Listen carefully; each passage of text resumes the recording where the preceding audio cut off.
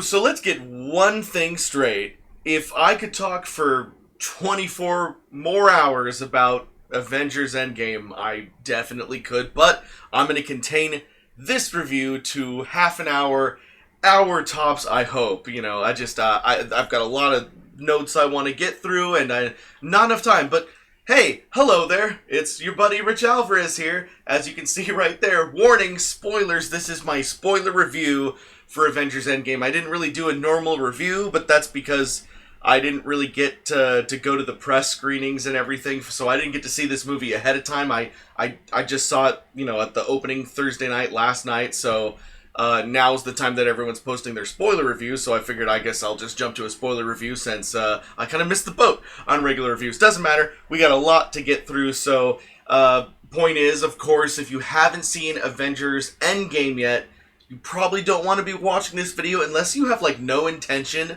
of ever seeing this movie, but you want to watch this video anyway to kind of see what I thought about it. Or if you're like some people, and this is a category that everybody kind of forgets about, if you aren't really planning to see the movie, but if you watch enough spoiler reviews and you think the movie has enough content that you'd enjoy and you want to see for yourself, that it might actually make you go see it. If you're in that boat for some reason, then welcome to my spoiler review of Avengers Endgame. First of all, before I kind of cover some of the story beats in the movie, I just want to say that I loved this movie. I think it is definitely one of my favorite movies of the last 20 years. That's not an overstatement.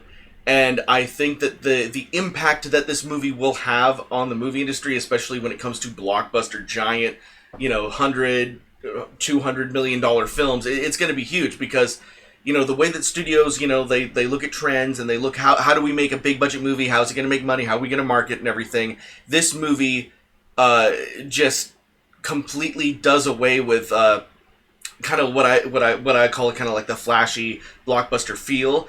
And it is a blockbuster movie, but in a very different way, and I'm going to get to that later, and I'm probably just confusing everybody. Anyways, so I just wanted to say that I loved this movie a lot. Second thing before I get into story beats, if you are expecting basically another Infinity War, in other words, Infinity War was a very fast-paced, battle, action the whole way, and that movie is fantastic. I would say that's Infinity War was my favorite comic book movie. This is probably my favorite comic book movie now, with Infinity War being number 2, but it's nothing like Infinity War. So I want everybody to go into this movie expecting a very satisfying conclusion to the Marvel Cinematic Universe so far, but not basically another Infinity War. Infinity War, as Kevin Feige said, Infinity War is the brawn and Endgame is the brains. So, and then you can when you see the movie or when I finish my review, you kind of understand what that means. So Infinity War had all this action and adventure, and that's what that movie was about. This movie is about how do these characters deal with the heartache that happened at the end of Infinity War, and how they're going to kind of get back on track, how much they have to struggle and how much they have to go through to get the world back to the way that it was, or at least as close to how it was as they possibly could. And with that, I think we're ready to jump in. So, obviously, at the end of Infinity War, Thanos snaps his fingers and half of all life in the universe, not just Earth, half of all life in the universe is wiped out. So when we get to, in Endgame, the first scene is Hawkeye. You remember Hawkeye? He wasn't in Infinity War. He's playing, with his children in the backyard. They're having a barbecue. He's teaching one of his daughters how to, I think he has one daughter and two sons. He's teaching his daughter how to shoot a bow and arrow, and of course she's perfect at getting the target, and he's like, oh, good job, little Hawkeye, a little foreshadowing maybe for the future, I don't know. But anyways, he is having a great day with his family, and all of a sudden, poof, every single one of his family members, his wife and his 3 kids, they all just disappear in the puff of ash smoke. So that, as bad as maybe some of the other Avengers had it, Hawkeye definitely had it the worst because his entire family is gone. And that's the first scene in the movie. That kind of sets up what the tone of this movie is going to be. And so, right away, it's this is not going to be your fun, hokey-jokey Marvel movie. Although there are a few Marvel jokes, this is a very different beast. than anything we've really seen thus far. So then it kind of jumps from that to kind of showing the Avengers team, and they're with Brie Larson's Captain Marvel character now. They don't really show, at the end of Captain Marvel, there was an end credit scene where, she shows up and she's like, "Where's Fury?" And that was kind of like how she first met them. We don't see that in this movie. So when we get back to the Avengers and they show her with them, it's like they already know each other, and we're just, we have to assume that end credit scene, that already happened. Same thing I'll get to later with the Ant-Man. In Ant-Man and the Wasp, there's the end credit scene where, his loved ones disappears and he's stuck in the quantum realm. That is probably the most important scene to watch coming into this movie, and it was an end credit scene on Ant-Man and the Wasp, a movie that most of you probably decided to skip because you didn't think it was that important. Well, spoiler, the Ant-Man and the Wasp is definitely one of the top 3 most important movies to see before you see Endgame. So sorry if you wanted to skip Ant-Man and the Wasp. You're going to have to watch it, or you're going to miss a lot of what the main plot of this movie is. So anyways, so they're all together and they decide, screw it, we're just going to kill Thanos, and hopefully we'll get the Infinity Stones from him. And Nebula's like, "I know where he's hiding. He's hiding in the garden." And the garden is like, the planet that Thanos was hiding out at the end of Infinity War. And so they all take a spaceship. You know what? I'm skipping something. There's so much in this movie. I'm gonna be constantly doing this where I'm like, "Oh yeah, I forgot this other important thing that happens right before that." So Tony, and you may have seen this in the trailer, and by the way, when you heard only the first 20 minutes is really being shown in the trailer, that's for the most part true. I think maybe the last trailer that came out showed a little snippets of things that happen after the first 20 minutes of this movie, but all those things were like, "We're gonna get him," and Thor grabbing his axe in front of Captain Marvel, he's like, "I like her." All that stuff that you thought might be at the end of the movie, that's right here in the first 10 minutes of the movie. And anyways, they show Tony, and he's doing his thing on the ship when he's stuck with Nebula, and he's like, sending the messages to Pepper, and he's like, "I'm sorry, this is the last time you're going to hear me," blah blah blah blah blah. Then Captain Marvel actually shows up there, and grabs their ship, and then sends it to Earth. After this amazing moment where you think Tony might not make it, and they only have a few hours of oxygen left, and Nebula kind of puts him on the captain's chair and kind of sets him there to die, and then Captain Marvel shows up and saves them. That was a pretty cool moment too. Anyways, now going back, they're all together. Tony is very weak. He's almost he's just sunken in, almost skeleton looking, and he's still, after all these movies, he still blames Captain America for most of this. "You didn't listen to me, you said we'd all work together and we didn't, it's all your fault." So he's more bitter at him than he's ever been, and he's way too weak to go on this adventure. So they all decide they're going to go kill Thanos, they're going to get the glove, and they're going to try to snap the glove fingers to bring everyone back. Well, they go to the garden. Thanos is defenseless. He has, no warriors with him. He's just living his life. And I think they say this is just 23 days after Infinity War. Thanos is there. When they find him, he's extremely weak. He is in no shape to fight them. His arm is even more messed up than it was when he snapped his fingers the first time. He has snapped his fingers a second time. The first time, of course, was to wipe out 50% of the universe. The second time he snaps his fingers, it's to destroy the stones themselves. And so when they show up and they look at the glove and it's got no stones in it, they're like, "Well, what are we going to do?" And, Thanos has his thing where he's just like, "You can't stop me. I'm inevitable," in this really cool moment. And, he snapped the fingers to destroy the stones. So they literally have no options. And Thor is just so pissed. He just cuts off Thanos' head. And he says, "I aim for the head this time," And a callback to Thanos saying, "You should have aimed for the head."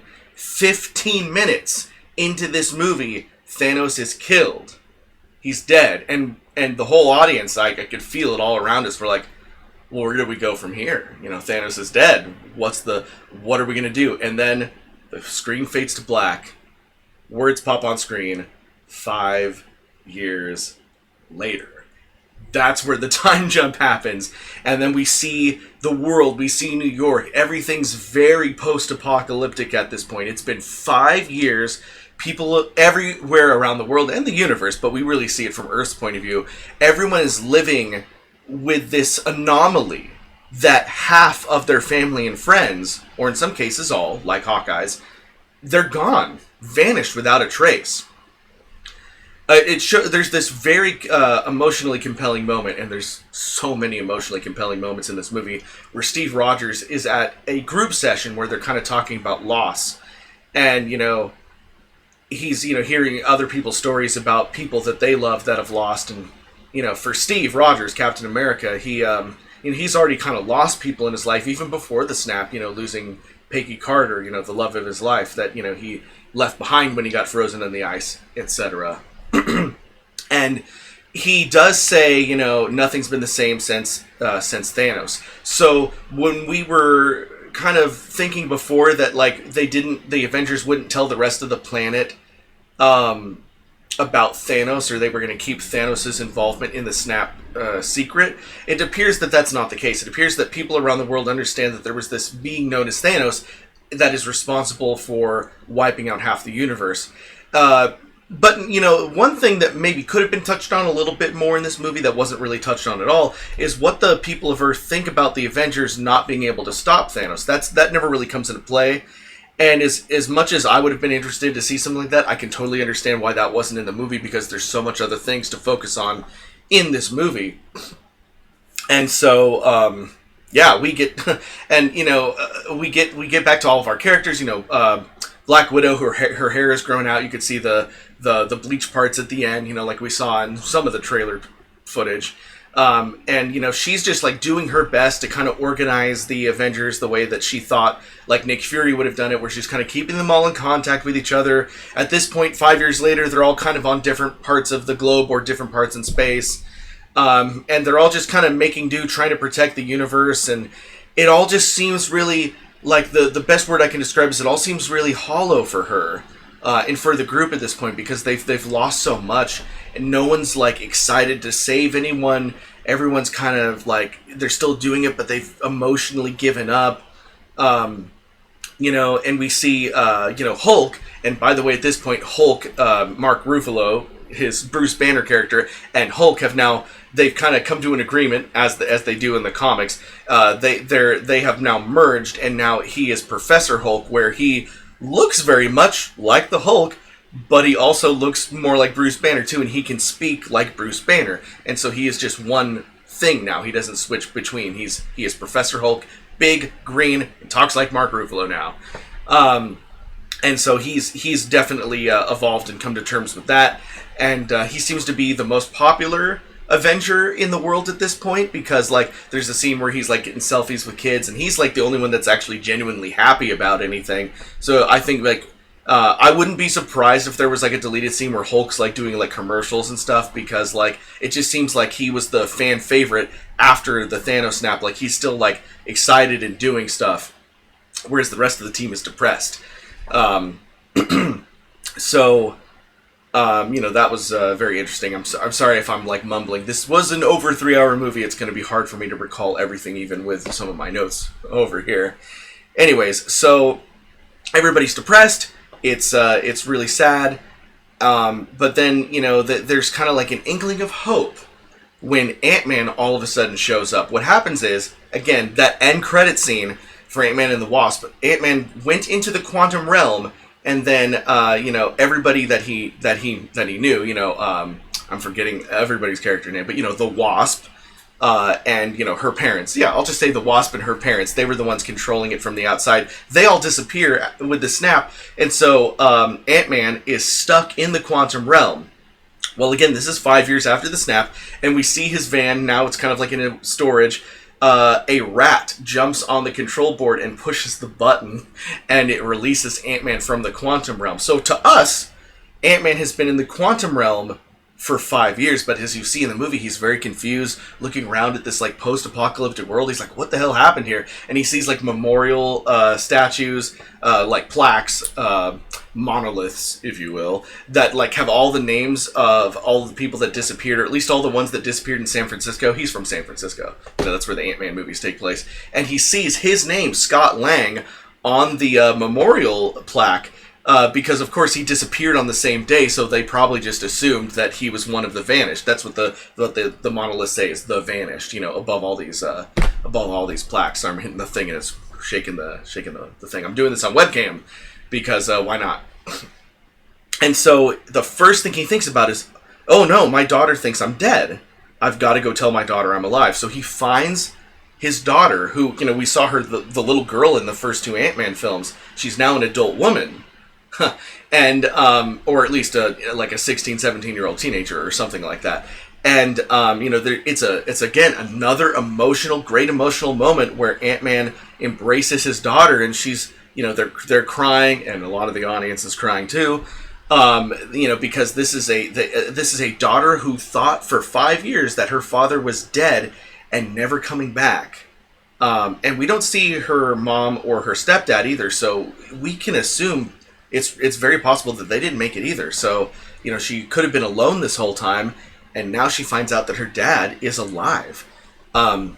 The next scene, or at least a couple scenes later, the next scene that seems to matter is that, you see it in the trailer where Ant-Man's like, hello, I met you a few years ago at the airport, which a few years ago would be like 7 or 8 years ago now at this point.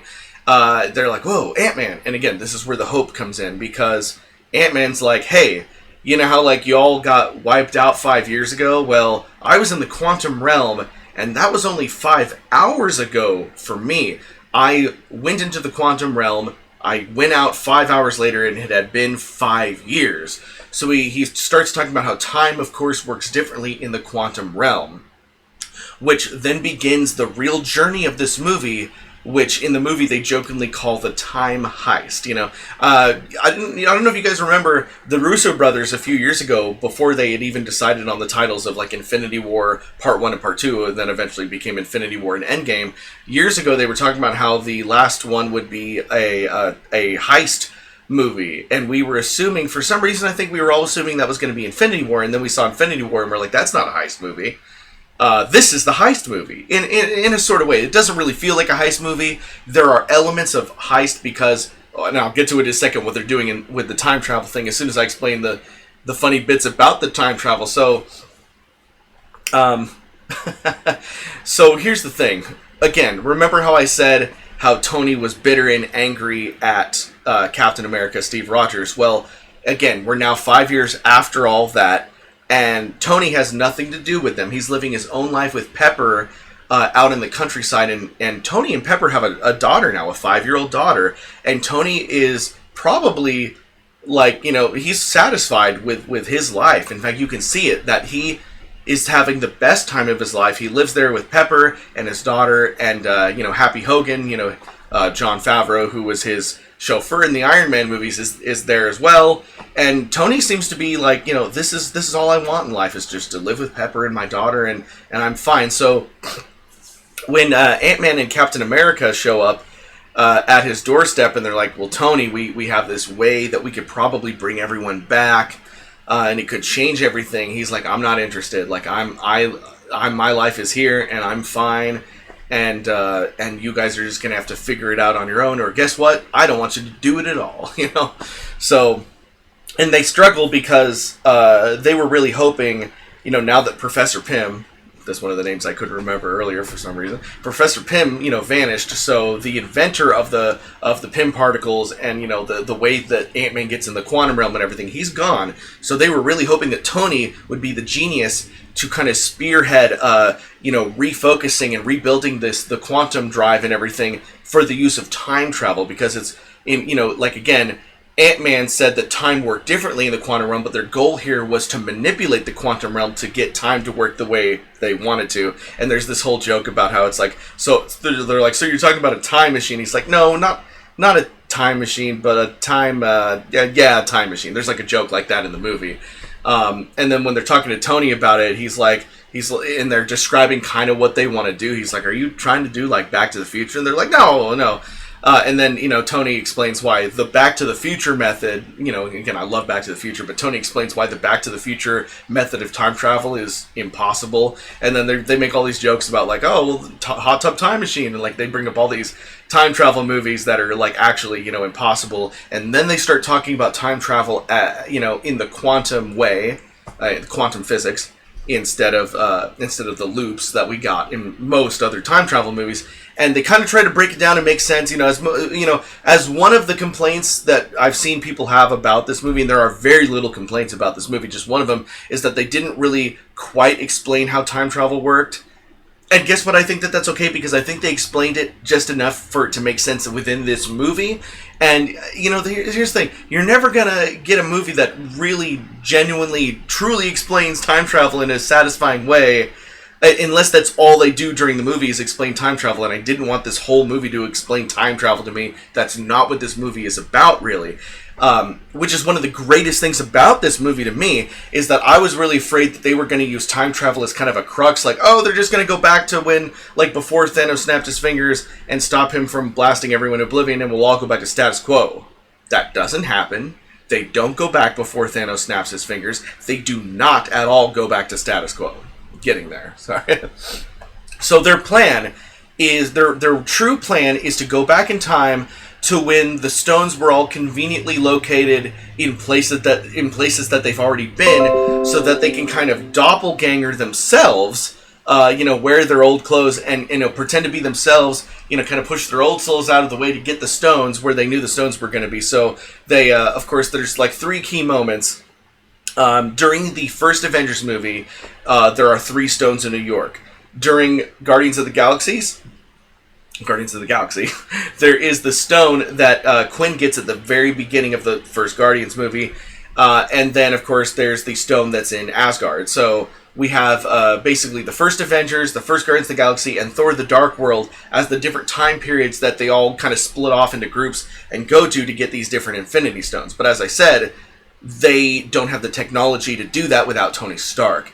And so Bruce Banner, who, again, mixed his consciousness with the Hulk, so he's still really smart, but I don't think he's quite as smart as he used to be since he mixed with the Hulk, because, like, he's on the quantum thing trying to get to work, and all he manages to do in their test is to get Scott Lang, Ant-Man, like, they get him older, they get him younger, and then they bring him back to normal. And he's like, there's this great joke there where he's just like, I think somebody peed my pants. Could have been me as a baby, or me as an old man, or me right now. Or it's something like that, where it's a really great joke. And the Hulk is just like, time travel! Like he figured it out, but he really didn't. Eventually, Tony finds this old picture that he dusts off of him with Peter Parker, and that really starts to change his mind about what he wants to do. And he has this great conversation with Pepper Potts about what he could gain back, but what he might lose in trying to get things back, which another important emotional scene in this movie. So then Tony comes around, he's like, you turned him into a baby, didn't you? Because he he's so smart, he kind of knew what they would mess up on. So he's like, you turned him into a baby. They did fix him, though. And then Tony starts explaining how he would like to do it in a way where they fix everything, but they keep the good things now. So again, the point of this film is not to erase what Infinity War did. So if you had any worries at all that, like, this was going to make the emotional context of Infinity War nulled because they're fixing things, that's not the case. They don't really fix everything. They don't go back to status quo. They do not erase the emotional context of Infinity War. This just adds more emotional context and layers and story and character development on top of everything that we've seen before. So again, the only thing that they do with time travel in this movie is go back to different points in time, steal the stones, and bring them back to their own time. Again, so most of this movie takes place 5 years after Infinity War. They don't finish the movie in the past. They just use the past to get the different Infinity Stones so that they have them in the present time being 5 years after Infinity War. I hope that I've made that make sense for you all. There's a beautiful moment where the Hulk, Professor Hulk, meets the Ancient One, and again, if you thought you could skip any MCU movie going into this, then you are a fool. But anyways, I was gonna say, if you've skipped Doctor Strange, don't skip Doctor Strange, because the Ancient One, who was the Sorcerer Supreme before Doctor Strange, she's in this movie, and she has this awesome scene with Professor Hulk where she's explaining like the timeline and the multiverse and like how they could screw it up, and the Hulk has to like promise her that they're gonna like try to fix all these different timelines that they're creating by going into the past, and well, we'll get to that later, but it's a really cool scene. Anyways, where am I in this whole thing? So yeah, I'm at the multiverse part. So I have basic notes over here to try to keep me on track. So yeah, there's this there's that cool scene, but okay, so just kind of skipping. No, you know what? I'm going to pause on the plot for a second, because there are some really cool things that happen during this part where they go to the 3 different movies. The first and most important thing is, like I said, everybody was real teared up during the part where, well, first of all, people were crying right away when Hawkeye lost his family, his children especially. And then people were teared up again when Ant-Man, Scott Lang, met his daughter when she hadn't seen him for 5 years. And then during these flashbacks, Thor, on Asgard trying to get one of the Infinity Stones, sees his mother. And he ends up having a conversation with his mother. And she knows, because she's his mom, she knows that he's not her Thor, but he's like some kind of future Thor. And it's very emotional because, by the way, and again, I keep forgetting things because this movie is huge and I can't possibly describe everything, but Thor is overweight, he's a mess, he's constantly drinking. Once we get to that 5-year jump, this is not the same. This is not. Well, I mean, it is our Thor, but he's basically going through PTSD and denial and guilt and all this stuff. Where he's drinking with his buddies in New Asgard, which, by the way, all the Asgards, Asgard was destroyed at the end of Thor Ragnarok, by the way, and so all the Asgardians went off on that ship, and when we saw them at the beginning of Infinity War, they were all gone, or some of them were dead, and we didn't really know what happened to them. They don't really ever explain in either of these movies, Infinity War and Endgame, how the Asgardians escaped the Asgardian ship, or at least the ship that they got from Sakaar, whatever. But in this movie, they show New Asgard, which is, somewhere in the north, where, they've settled all the, surviving Asgardians there, and Valkyrie is there as well. And Thor has this little hut up there where he's basically just playing video games with Meek and a couple of the other guys that he met in Thor Ragnarok. And I wish I could remember Taika Waititi's character, the rock guy. I can't remember his name right now, but he's my favorite. And they're just playing Fortnite or something, and Thor's just got a headset on and drinking beers, and he's basically just given up, right? Anyways, so that's kind of his character for this movie until this moment. He reluctantly decided to help them just because Professor Hulk promised him as much beer as he wanted or whatever. So now Thor kind of snaps out of this when he sees his mom, and they have this great conversation, and she talks to him about what a hero is and everything, and that's the moment that clicks for Thor, where he's like, okay, I need to be Thor, and then he reaches out his hand and he grabs Mjolnir, his hammer, which was destroyed in Thor Ragnarok, but in this timeline it still exists, so he grabs that. So I guess, despite saying that they're not going to change the timelines, and again, I'm going to get to this much bigger later, but they are creating multiple timelines by changing things like this, where he grabs Mjolnir and then he leaves Back to the Future with it. So that version of Thor doesn't have a hammer now, so we can get into that.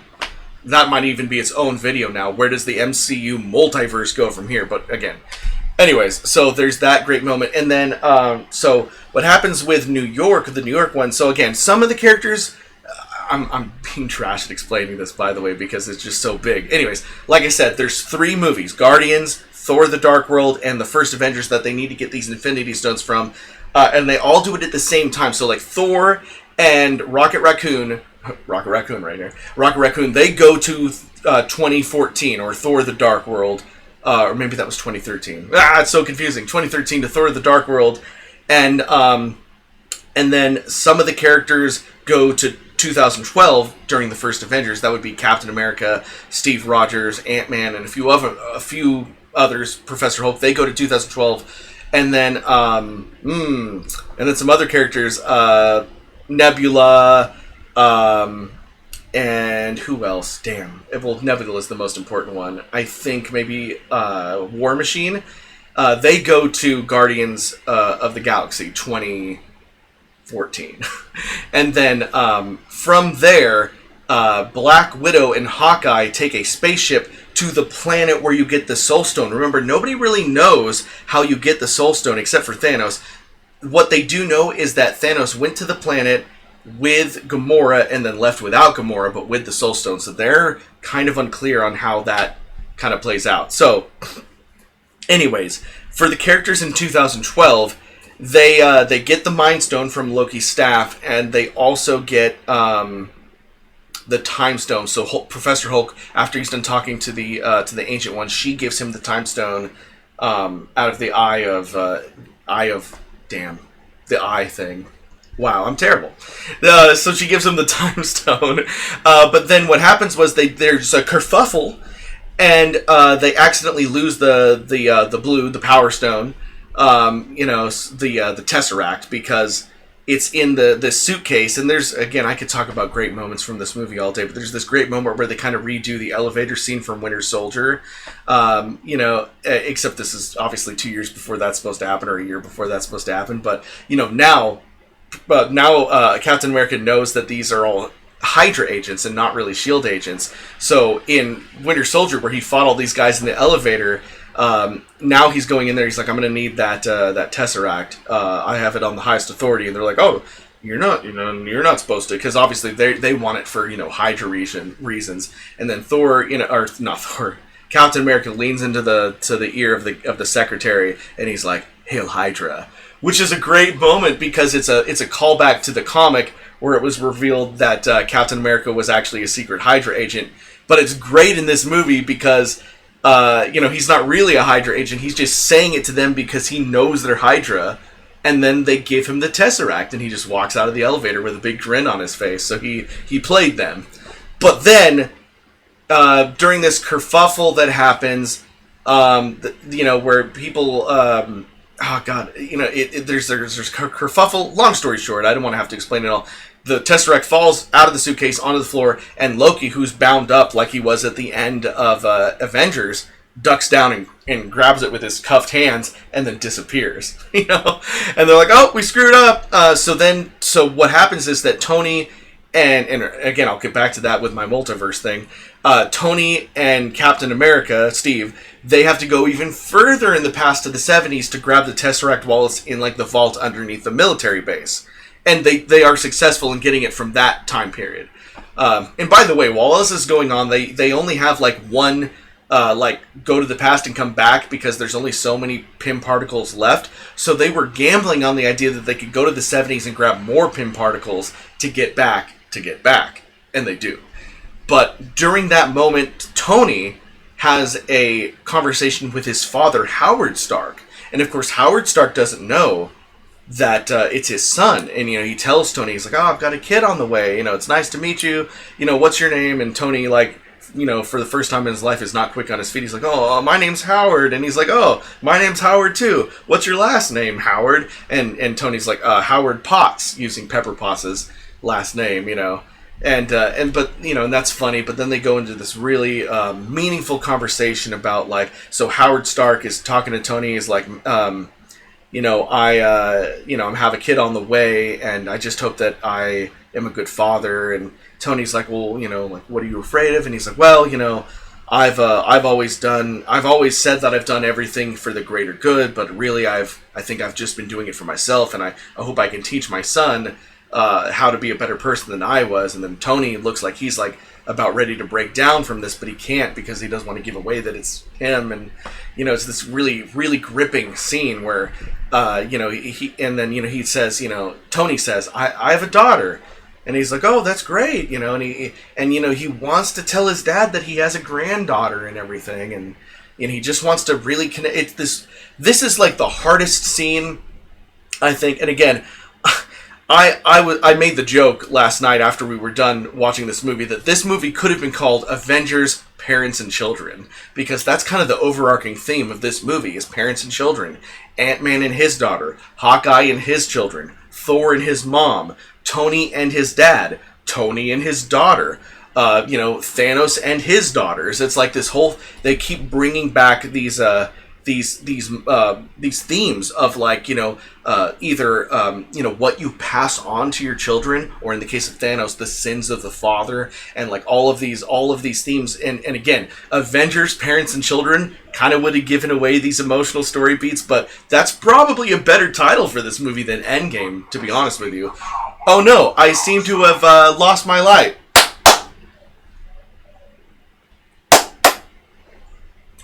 The clapper, ladies and gentlemen, get one. Hilarious.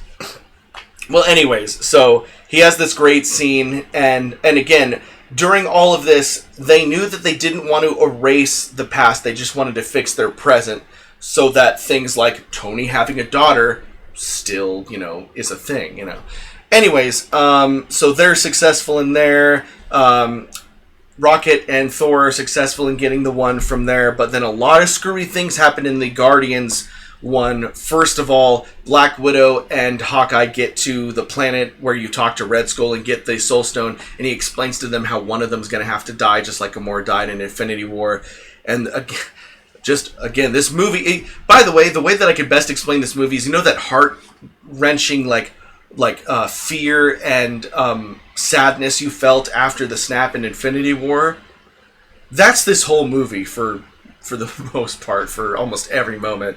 So there's this scene that takes place up there. Hawkeye and Black Widow are almost fighting about which one of them's going to die, and Black Widow's like, no, this is the end for me. I need to save my friends, and there's no more purpose for me. And Hawkeye's like, well, look at me. I lost my whole family. I want to bring them back, but I don't think they're going to like the man that I am now, because, during Infinity War, when we didn't see, well, actually, no, he was with his family at that point. So during the 5-year gap between when his family died and when he teams back up with them to do this time travel stuff, Hawkeye went super rogue.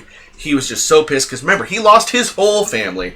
He became, you see him in the trailer with the samurai swords or the katanas, and, he's basically just killing bad guys. There's no mercy. So he feels guilty, especially after he realizes that he can bring his family back. He feels so guilty that he's basically become this murderer. He's like, no, I'm not the person that my family needs me to be. I need to sacrifice myself to bring them back. And there's this constant back and forth between Black Widow and Hawkeye, and it's really sad. And then finally, he throws a grenade so that it'll blast her out of the way so that he can run and jump over the cliff. And then, of course, Black Widow jumps ahead, throws like a grappling thing so that he can hold on to it, or maybe he throws it. It's happened so fast. The point is, what ends up happening is he's holding onto a rope that's hanging onto the end of the cliff. He's hanging onto her arm, and she's like, just let go, it has to be me, and he's like, no, he's getting really emotional, and eventually she just lets go, and Black Widow dies in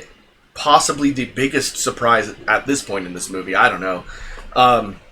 Because I know that we've all been talking about, is it going to be Captain America, or is it going to be Iron Man, or is it going to be both of them?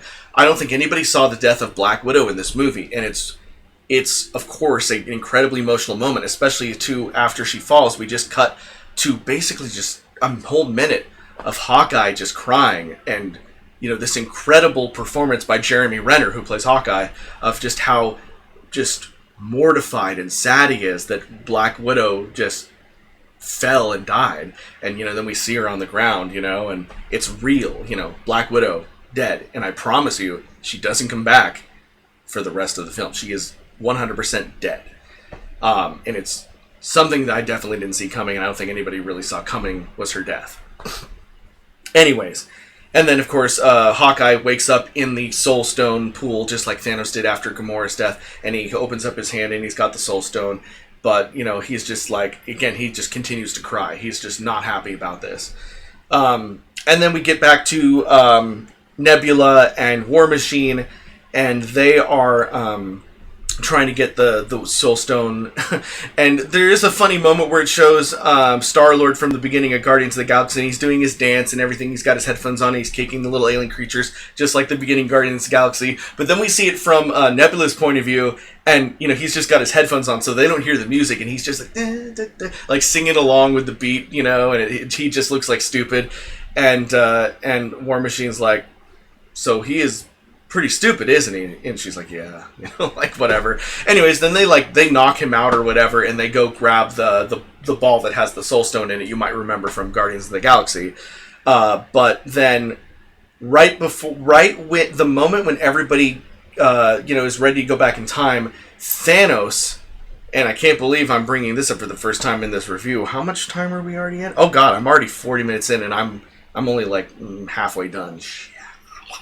Anyways, so Thanos from 2014, and I need to make this clear now. Like I said, Thanos, as we knew him from Infinity War, died 15 minutes into the movie, and just so you know. People, I think people were kind of worried. There was a hint of worry in my mind at that moment, like, oh no, is this going to be like Snoke in The Last Jedi, where he's just killed and then he doesn't matter? No. Not at all. So, Thanos, as we knew him, died 15 minutes in, but you have to remember, Thanos in Infinity War was a man with a plan. He was at peace. He was kind of tranquil, if you will, at peace with himself, knowing that what he had to do was destroy half the universe, and he was only going to hurt those that got in his way to do that. That was kind of like his thing. This was Thanos kind of at the end of his road, and then by the time they kill him, he's like, you can kill me. I don't care. I've done what I needed to do. This Thanos, this 2014 Thanos from the beginning of Guardians of the Galaxy is a completely different Thanos. He hasn't figured out his plan yet. He is a warmongering, just mean son of a bee. And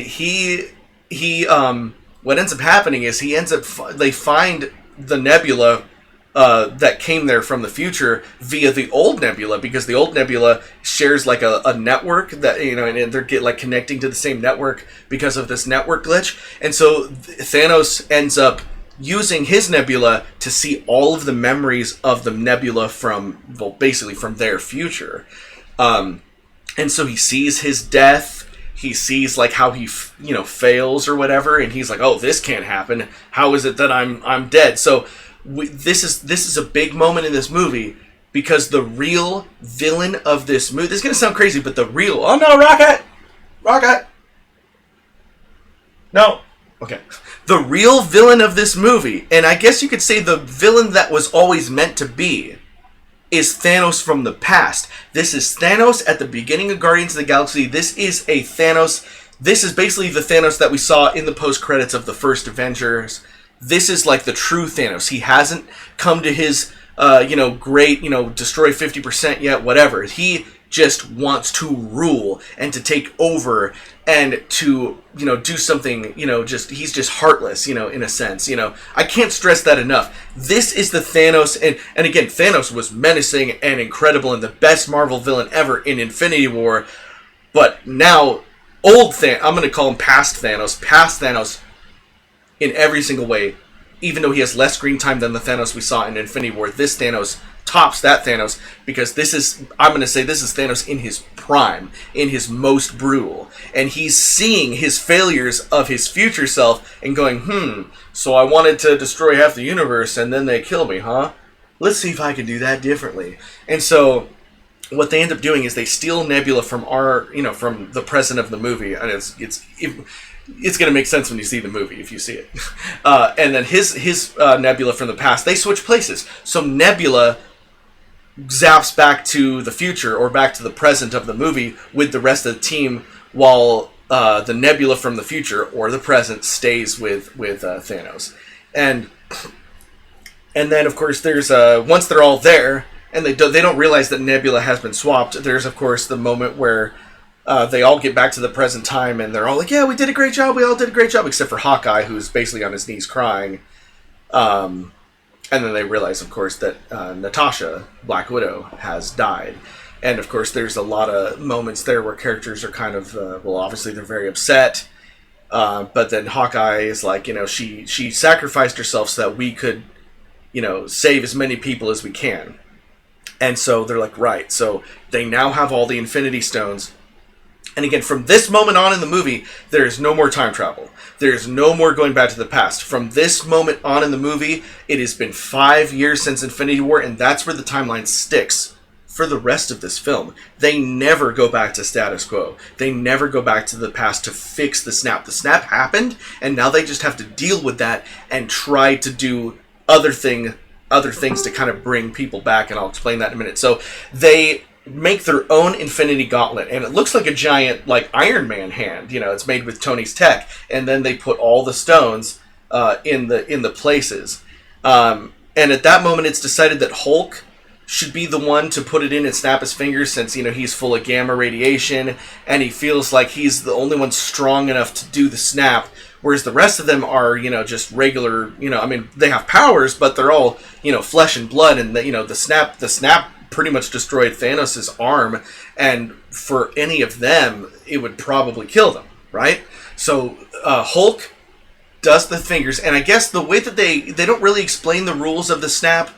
But the way that we're led to believe the snap works is basically you just have to think in your head what you want, and when you snap your fingers, that's what happens. So, Thanos wanted half the universe destroyed. Hulk, wants to basically Hulk's goal is everybody who was snapped out of existence now comes back into existence. So he thinks about that while he snaps his fingers, and then he's the Hulk, but his whole arm is just mutilated. It's still there. He didn't lose his arm, but it's just mutilated and everything. And they're like, well, did it work? Where's everybody? And then Hawkeye, he gets a call from his wife, who disappeared 5 years ago. So we know at that moment that he was able to bring everybody. And again, he was only able to bring everybody back who disappeared. So that means people that were dead, Gamora, Black Widow, Loki, everybody who actually died is still dead. He was only able to get everybody who was snapped out of existence back. And again, for the people that were snapped out of existence, they are now snapped back into existence 5 years later. So they've been missing for 5 years, and now they're back. So they're going to have to, basically, again, that's why I say this movie does not go back to status quo. Those people that were turned to ash are back, but they now have to help rebuild this, what has become this post-apocalyptic world. And, again, a lot of people that died during the journey and during the journey afterwards are still gone, because they weren't snapped. And, you can only really do one thing. Even if you try to snap your fingers twice, you're basically going to lose your arm or die or, create a time paradox or something horrible. You get one snap with that glove, and, again, Thanos snapped his fingers a second time to destroy the stones in the gloves, and, that had cataclysmic, problems afterwards, and it could have been a lot worse, but he took a chance just to destroy the stone so nobody could, mess with it. As he said at the beginning of the movie, I wanted to avoid temptation, or whatever. So anyways, so Hawkeye's on the phone with his wife. It worked. They brought everybody back. But remember, the Nebula switched places. We see Nebula, the evil Nebula, I'll call her evil Nebula from the past, messing with the time circuits and everything, and whoop! Thanos' entire ship comes into existence here in the present time. So we have Thanos and all of his subjects that you saw die during Infinity War. They're back because they're past versions of themselves. Our Nebula from the present is on the ship. A version of Gamora is on that ship as well. But this is before she knew Star-Lord and everything, so she's on Thanos' side for the most part. And Thanos has his whole army now. And basically, this is the beginning of the matchup that we all expected out of this movie, which was Thanos with probably his entire army. But he lost so much of his army in the past, we wondered how he was going to rebuild. Well, he doesn't have to rebuild, because they're literally taking from the past Thanos, all of his generals, all of his army, and now they're here at this moment where, the Avengers are, basically battered and bruised from their journey, and everybody who, basically just popped back into existence where they popped out of existence. So none of the other Avengers are with them right now, the ones that just were recreated, if you will. What happens is Thanos' ship shows up, and he sends missiles down and basically destroys the Avengers base. And everybody's kind of stuck under pipes and stuck under everything, and they all kind of help each other out. It seems like Captain America, Iron Man, and Thor make it out first, and they see Thanos just waiting for them, chilling, on a log, and they go down there, and now, Thor suits up, and now he's got his hammer and his axe, and he's like, I got him in a cross position, and they have this awesome Cap, Iron Man, and Thor battle. This huge fight where the three of the Avengers and Thor and Thanos fighting each other, and it's just this incredible battle. It's kind of like we never got, this. What's great about this is that Captain America, Thor, and Iron Man, they all fought Thanos in Infinity War, but at different times, never at once. We get this huge battle where Captain America, Iron Man, and Thor are fighting Thanos at the same time, and even when Thanos doesn't have the Infinity Gauntlet, even without the Infinity Gauntlet, they're having a horribly hard time fighting him. He is that strong, and I think it's just that, again, this is evil past Thanos, who's even more evil and more powerful than what we saw at the beginning of Infinity War, and he's just, he's just tearing up. He's got this giant double-edged sword thing, and he's chipping away at Captain's shield. Captain's shield looks like it did in that vision from Age of Ultron, where it's all chipped away. He's cutting Thor. He's beating Iron Man into oblivion, and so it all seems very hopeless. And then, oh man, I can't possibly describe everything that happens in that battle, because just believe me, it's really cool. A highlight from that battle, of course, is where he's got Thanos has Thor pinned down, and Thor, they're gripping the axe, Stormbreaker, and we see Mjolnir, the hammer, fly up above Thanos' head, and we think that Thor's going to grab it, but he's not the one that threw it, and the hammer hits Thanos in the head, and then goes back to where it came from, and then we see Captain America grab the hammer. He's the one that threw it. And there's this great moment where Thor's like, yes, I knew it. I mean, he didn't really know it, but it's a funny moment. And not only was Captain America able to throw the hammer and, hit something and bring it back, he then summons lightning and does all this badass choreography where he's, summoning lightning and throwing lightning at Thanos and using the hammer to knock the ground, and lightning bursts and all this, earth-shattering, quaking lightning stuff. And, Captain America seems to really know how to use that hammer. And remember, the hammer goes to those who are worthy of it. And, I feel like this was kind of hinted at in Age of Ultron, where, Captain America was the only one who was able to, just barely nudge it off the table. And you see Thor's face, where he's like, oh, I think he's going to be able to do it. But then he doesn't. But this is what it was leading to. Captain America has become worthy of that hammer, so he can now also use that hammer. And then, then they all, continue to fight Thanos, and there's this funny moment where, Thor has his hammer, and then he has Stormbreaker, which is a bigger one, and he's like, you can have the little one, and he gives Captain the Mjolnir back. So he fights with that for the rest. Anyways, and of course it gets to the point where, things start to seem a little bit hopeless again, but then we see, the Doctor Strange yellow ring circle, we see 1,000 of those. All of what are they called? The minions, for lack of a better term, the minions of the Sorcerer Supreme, but they're not really his minions. They're all of that group. They all use their powers to bring in every single Avenger, every single Marvel character, basically every single Marvel character ever that it hasn't been permanently dead by this point, comes back through these circles. We see, of course, I could list them off, but just believe me. First one we see is Black Panther, and he looks at Captain, he's like, he's back. And then we see Falcon, we see Winter Soldier, we see, Valkyrie, we see everybody come back. Everybody's back. And then, of course, all of Thanos' troops from his ship come down, and there's this massive, massive, massive battle. Ant-Man gets big and punches one of the space whales, and it's basically, it's definitely bigger than the Wakanda battle at the end of Infinity War. It's this huge battle. And I can't stress this enough. Like I've said, this is not a giant battle movie like Infinity War was. This was a drama for the most part for the first 2 hours. And only this last hour does it become like battles, but then it's like, okay, bigger battles than anything we saw in Infinity War. So I've seen a few people complain that the movie starts off slow.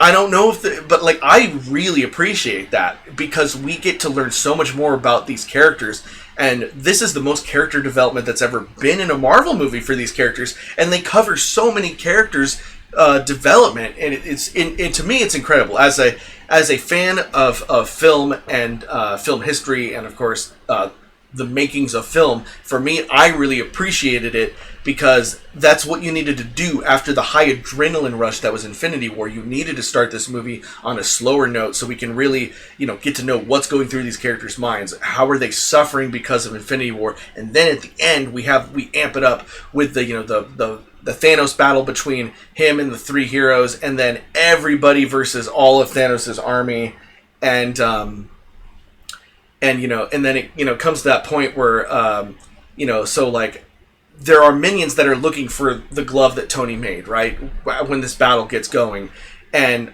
for the most part it's Hawkeye who has the glove in his arms, and he's been running with it during this whole time, by the way, and eventually the glove gets stuck in the middle of the battle, and it's like this big kind of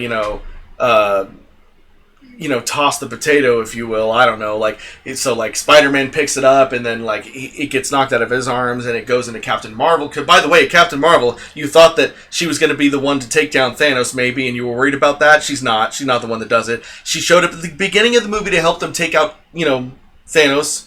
And then she's gone for the rest of the movie, and then she shows up in this battle to help destroy Thanos' ship, and then she's kind of playing hot potato with everybody with the Infinity Gauntlet, and so so Spider-Man has it, she has it, it gets knocked out of her arms, and then she goes to to try to kill Thanos, but then he rips the Power Stone out of the glove and punches her, and she flies off somewhere unconscious. If you're worried about Captain Marvel being the Deus Ex Machina, saving the day, she's not. And again, I wasn't, even if she was, I'm sure they would have handled it in a beautiful way, because unlike a lot of people, I never had anything against Captain Marvel. I assumed from the beginning, or at least, I would hope that as a long-time Marvel character, that she would show up in this MCU. And I was at the end of Infinity War when he has the beeper and it's obviously paging her. I was like, oh, cool. We're going to get a powerful character in Captain Marvel, and she's going to help them defeat Thanos. I was never bummed out by that in the slightest. So I know that a lot of people have their reasons or whatever, but I was excited for Captain Marvel. I enjoyed the Captain Marvel movie, and I thought that her role in this movie was awesome. So again, but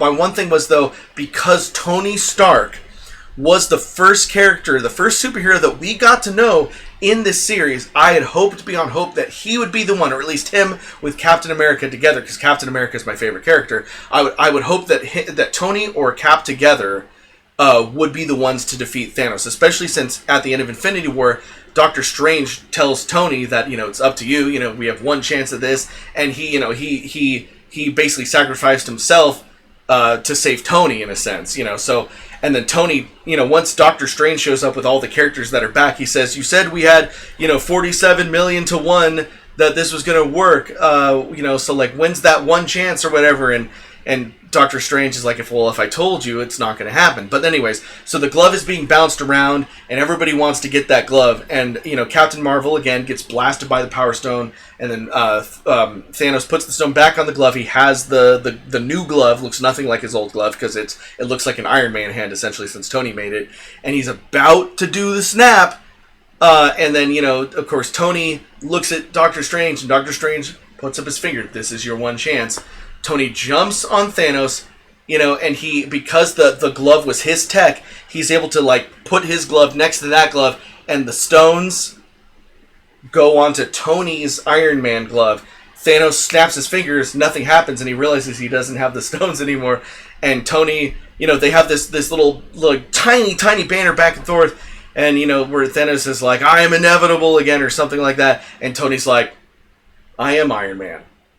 And he snaps his fingers, which is, first of all, a great callback to the end of the first Iron Man, and second, just kind of stating who he is before he knows that this is going to change everything.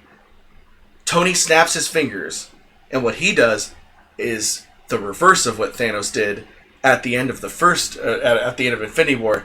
instead of like the heroes, well, of course Thanos obliterated 50% of the universe. Tony snaps his fingers, and all of Thanos' minions, all of Thanos' generals, and Thanos himself, he sits down and he looks depressed for a second. He looks up, and Thanos gets dusted.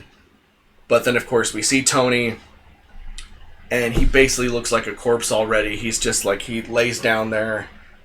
And there's some really powerful moments there where we see Peter Parker, Spider-Man, come up, and he's like, "Oh, Mr. Stark, please," and like, whew, man, if you thought that the end of Infinity War was sad, this is like the reverse of that, because Tony basically did all of this to bring everyone back, especially his whole inspiration was looking at that picture of Peter Parker, because he knows that he felt Peter. This is like the reverse of that. Peter then's like, "Oh, Mr. Stark, no, you can't go," But Tony's like fading away. And then we see War Machine there, and he's talking to Tony. And then finally Pepper Potts, who was a part of this battle, by the way, in her blue rescue outfit. So she was in her own Iron Man suit, which was really cool. But anyways, she's like, okay, like Tony's like, Pepper, and Pepper Potts, she does something that usually, in these kinds of situations, in moments like this, you see a character like being crying and feeling bad, and I think that is natural for most people to do. But Pepper's just like, Tony, it's okay. You did it. You won. And then she says something that I think is so important. Like, Tony has like seconds left of his life. Pepper says, "We're gonna be okay," referring to herself and Tony's daughter. She says, "We're gonna be okay. You can rest now." Letting him know, not filling his mind with sadness and tears. She's letting him know, we're going to be okay. You can rest now. She's making him feel comfortable with the idea that he can pass on. And then, of course, Tony, he hears that, and then he drifts away, and he goes. So, again, we all kind of knew that it was going to be Tony or Cap, most likely Iron Man, since Robert Downey Jr. has been doing this for 11 years now, and we knew that he wanted to move on to other things, but we also knew that he wanted to move on in he wanted his character to end in a very satisfying way, and I think that this was an incredible moment. And then he passes on. What's really great, like I said, is that Pepper Potts lets him know that it's okay for him to go, and then once Tony goes, that's when she breaks down into tears. And and depression and sadness. Once he's gone, she made him feel comfortable about going, and then she broke down into tears.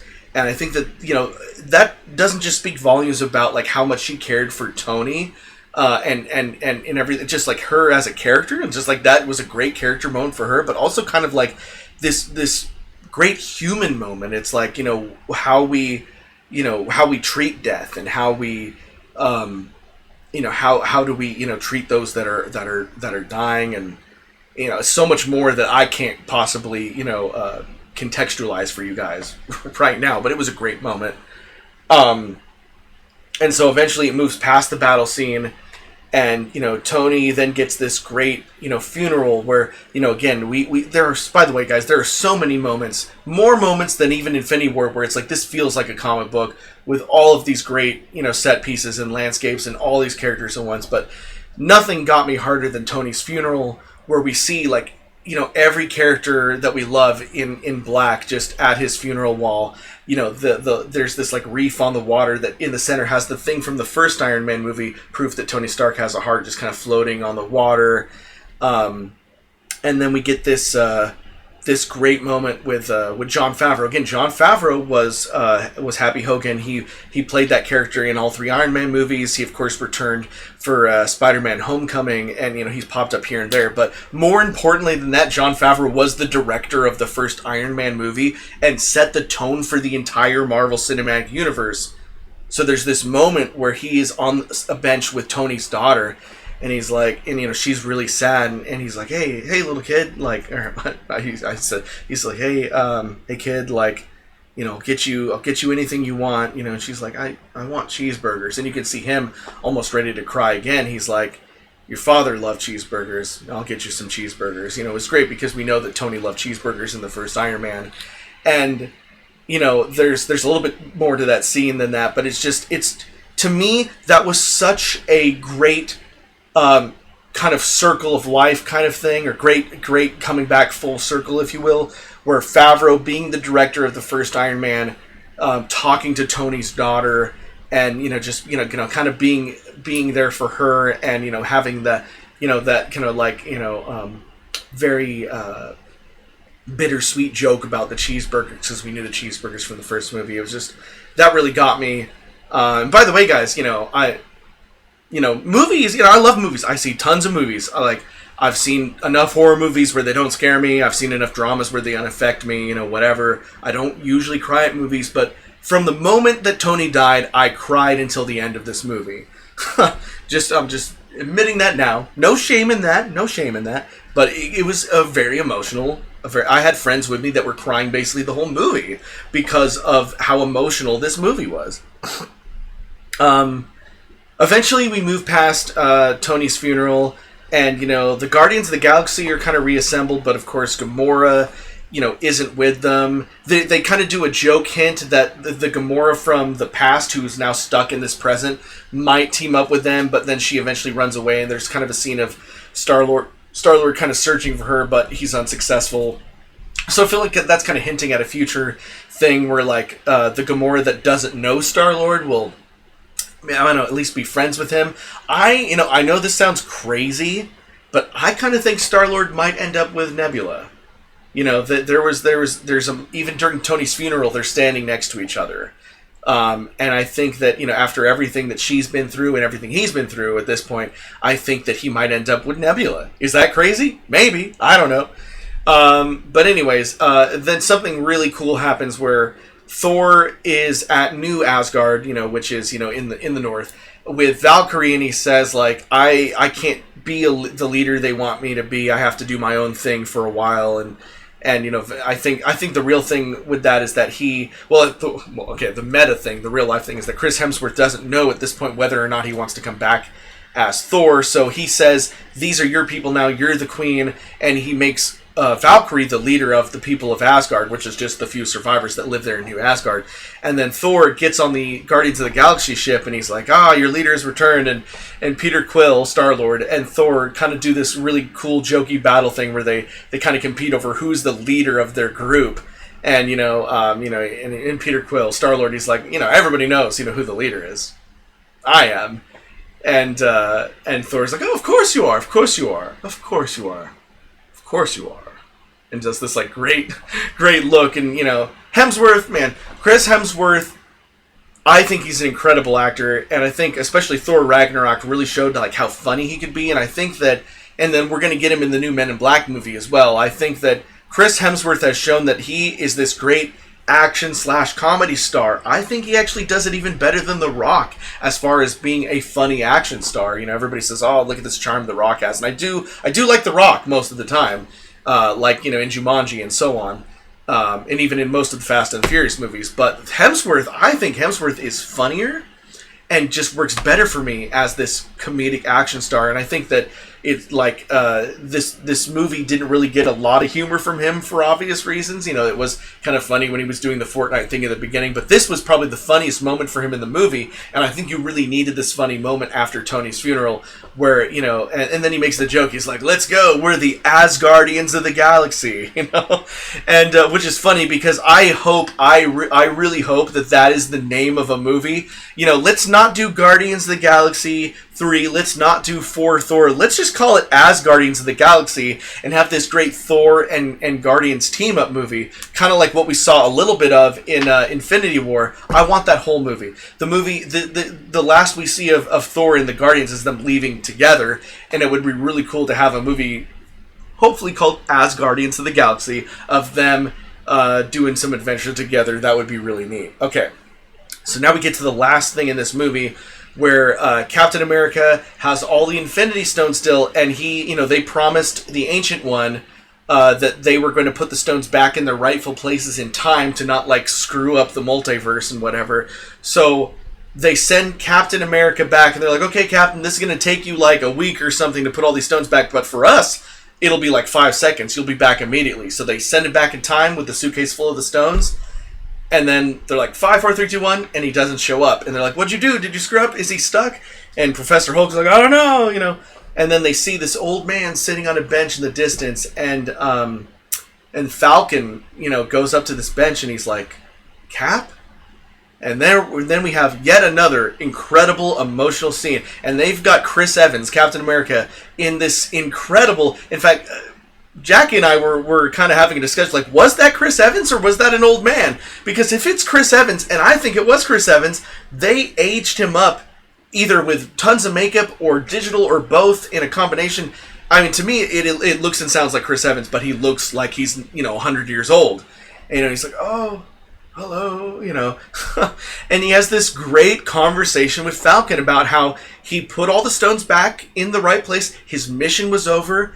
And then, of course, you know, and again, I have to stress, I missed, again, another thing. When Tony and Captain go back to the 70s, he sees Agent Carter, the woman that he left behind. He sees her, and there's this scene where he just is staring at her, and then he looks down, and he says nothing for like a whole minute.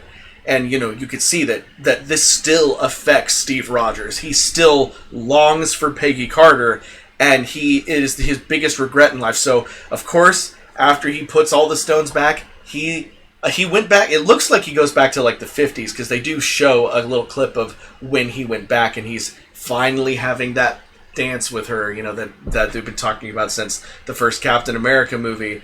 Looks like he went back to the 50s. I don't think he would have gone all the way back to the 40s because he has aged, you know, since he was frozen. He has now aged, like, you know, 14 years or whatever. Because remember, there was that 5-year time jump. So it's been like 14, 15 years. So I would assume that he would go back to the 50s. And it looked like the 50s when he went back in time.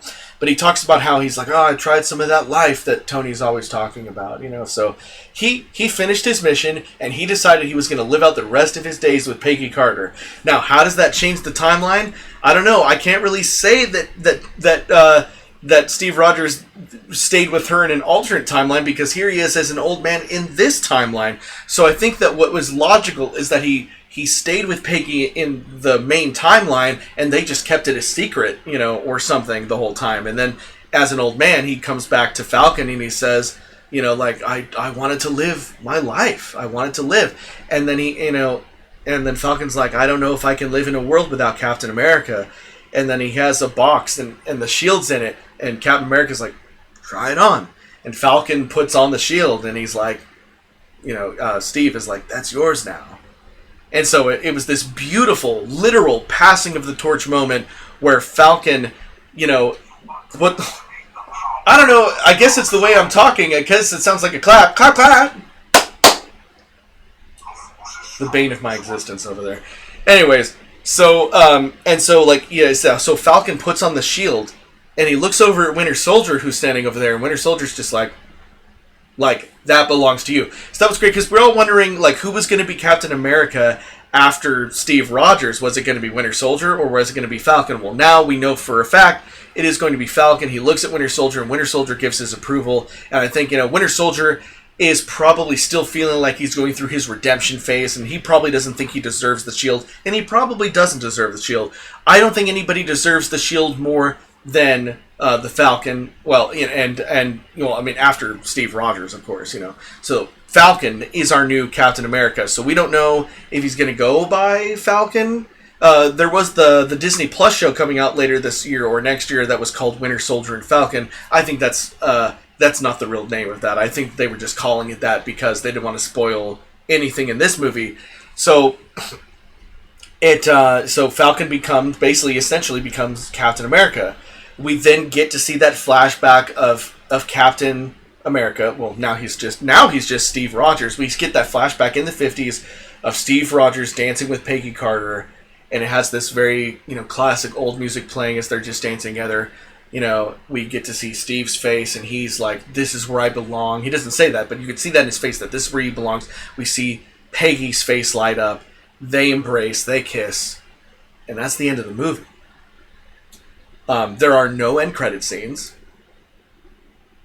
It feels like the end of Like, it's like if this was a series finale, like, this feels like, we're going to get this in a few weeks with the series finale of, like, Game of Thrones. This felt like we've been watching a TV show for 10 years, and this was, like, the final episode. That's what it felt like. It just was so final. It's crazy that we're going to get, like, Spider-Man Far From Home, and the Spider-Man Far From Home trailers did a great job of not spoiling a lot of stuff, because, we knew that Spider-Man was coming back, but, Spider-Man, I think he was a sophomore in high school when he was snapped out of existence. It's been 5 years, but now that he's snapped back into existence, he's still that same age. So he goes back to high school as a sophomore. There's probably a ton of people he knows that have already graduated by now because they grew up and he stayed the same. We see his friend Ned, I think his name was, and he is the same age too. So I think he was probably snapped out of existence as well. We don't know what the case was for Aunt May, I guess. But at least the two of them, they are back in high school now, 5 years after the snap, which is crazy. And yeah, there's no end credit scenes. The only thing we hear, as you may have heard mentioned, is when the credits are finally done rolling, we hear a clink, clink, which it sounds like it's the sound effects from the first Iron Man movie where Tony is building his armor. I don't think there's any secret meaning behind that. I think it was just like, this is the end of an era. This is the end of Iron Man, and it was just a tribute to him. But other than that, there are no end credit scenes. There is no, like, little zingers. There's no, like, next time on MCU. So if you're a fan of the MCU and you were a fan, this movie does feel like, another name for this movie could be, the death of Tony Stark. Of course, that would spoil everything.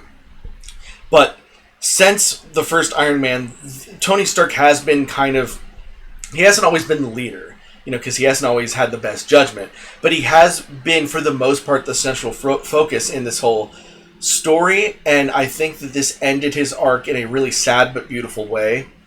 And I think with the defining moments of the end of this movie, it's kind of like...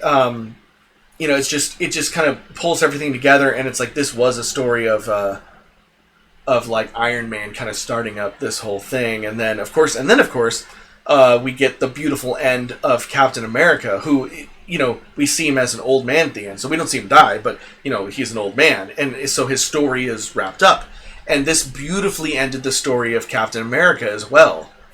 So the two things that I really wanted this movie to do, which is end the story of Iron Man and end the story of Captain America on beautiful high notes. I think that this movie did exactly that and more.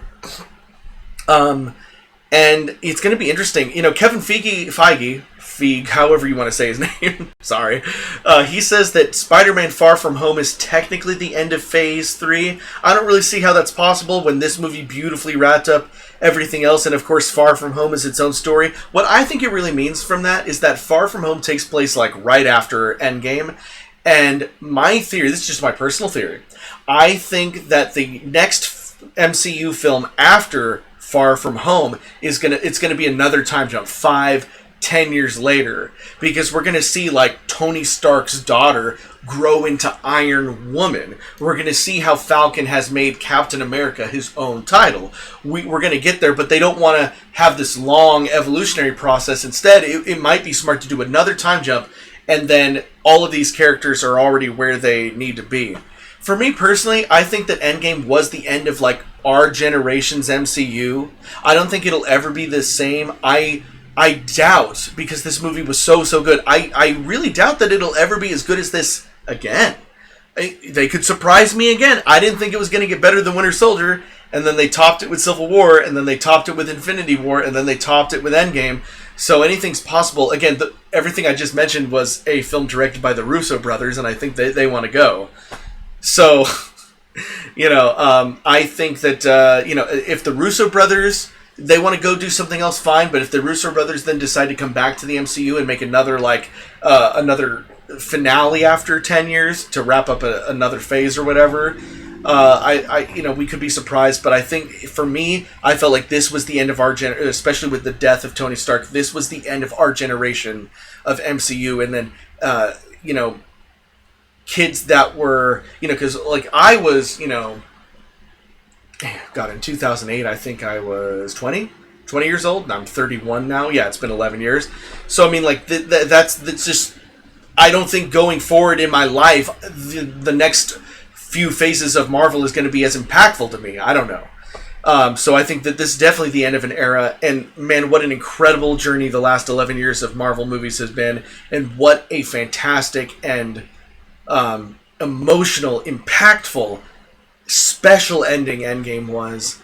I have to give it a 5 out of 5. I usually don't give perfect scores, but I don't think I'm going to see a movie this good for years to come. I'm excited for Episode 9, Star Wars, but as we know, that movie has a lot to... there's a lot of promises there, and we'll see. And I didn't hate The Last Jedi. I like The Last Jedi. I didn't like the way that they handled Luke Skywalker. I don't want to talk about Star Wars in this Marvel thing, but I'm just saying, like, my point was, I don't think as good as Episode 9 could possibly be, it cannot be better than Endgame. Endgame is the movie of the year. It's the movie of the decade. Endgame. 5 out of 5. That's my review. Sorry for the spoilers, but you've been warned literally the entire time. Man, I've been talking for an hour and 20 minutes, which would be... An hour and 20 minutes is like as long as some movies are, but not Endgame because it's over 3 hours. And man, I could have elaborated more. I skipped a lot of really great details, but guys, even... Again, if you watched this spoiler review because A, you've already seen the movie, or B, you didn't want to see the movie but you just wanted to know everything that happens, I hope that by my explanation that you are either going to A, see it again, or see it for the first time now that I've told you that it's good. You don't have to believe me. You can have your own opinion for sure, but I think the movie was fan-freaking-tastic. Alright guys, I have taken up enough of your time. Stay subscribed for more stuff that is, other stuff. We've got new episodes. We've got one last season 1 episode of No Pain coming out, and we got season 2 No Pain No Game episodes coming out. It's going to be great. Please subscribe, hit that bell to stay notified, like this video, share this video. Well, no, maybe not share it because share it with people who have seen the movie, please. All right. Well, guys, bye.